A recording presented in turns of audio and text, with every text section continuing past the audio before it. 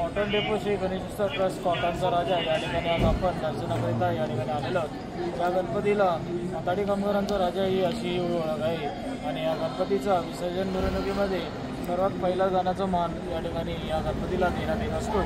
आणि आता आपण या गणपतीच्या चरणी नतमस्तक होणार आहोत। दरवर्षीप्रमाणे यावर्षी आपण या ठिकाणी आलेलो आहोत। काळाचौकी विभाग अबोधनगर सार्वजनिक गणेशोत्सव मंडळ आणि काळाचौकीतील तमाम नागरिकांनी गडोदर नगरीतील तमाम नागरिकांना या गणपतीच्या मनोभावे दर्शनाकरिता आपण यावे ही जरूर माझ्या चॅनलमार्फत विनंती राहील। नमस्कार मित्रांनो, आज आपण कॉटनचा राजा वर्ष 68 या कॉटनच्या राजाला आपण या ठिकाणी दर्शनाकरिता आलेलो होतो।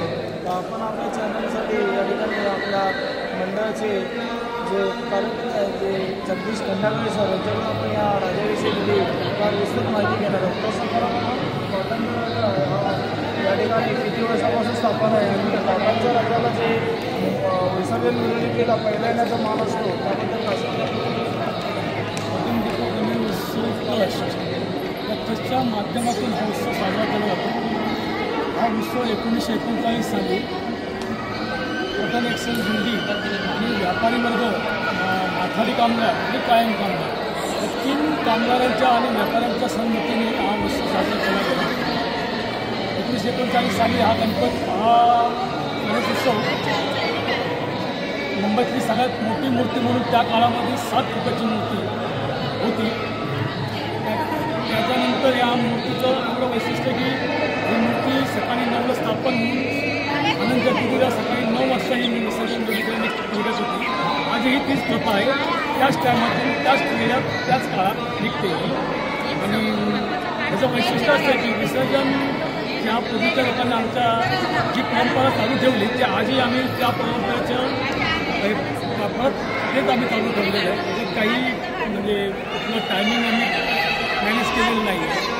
आणि ही मूर्ती पहिल्या पुष्पवृष्टीला लालबागला शॉप बिल्डिंगच्या ह्याच्यात एक पहिली गोष्ट या मंडळाचे जे मूर्तिकार मूर्तीचे जे मूर्तिकार आहेत त्यांच्याविषयी अधिक माहिती द्या।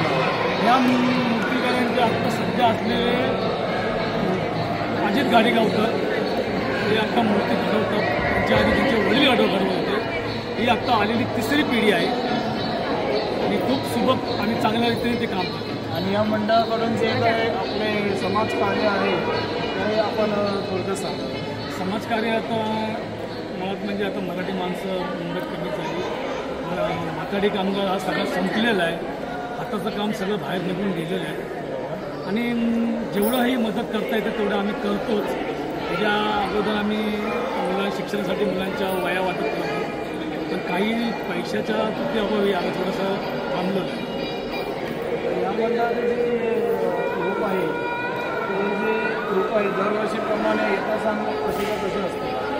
हां, ही मूर्ती जशी 1939 साली बनली आहे तर अजूनसुद्धा काय असं म्हणजे बंद हे नाही झालेलं, वेगळं काही हे झालं नाही, आई अशीच आहे।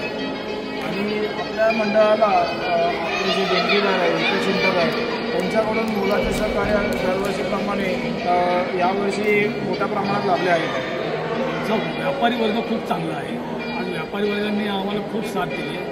आज जे काय लागेल ते सगळं पुरवतात आणि इतर आमच्या विभागातील नागरिक पण आम्हाला खूप सहकार्य करतात आणि खूप आम्हाला लागेल तसं मदत करतात। धन्यवाद सर, आपण आपल्याला माहिती दिल्याबद्दल मी आपला सदस्य आहोत।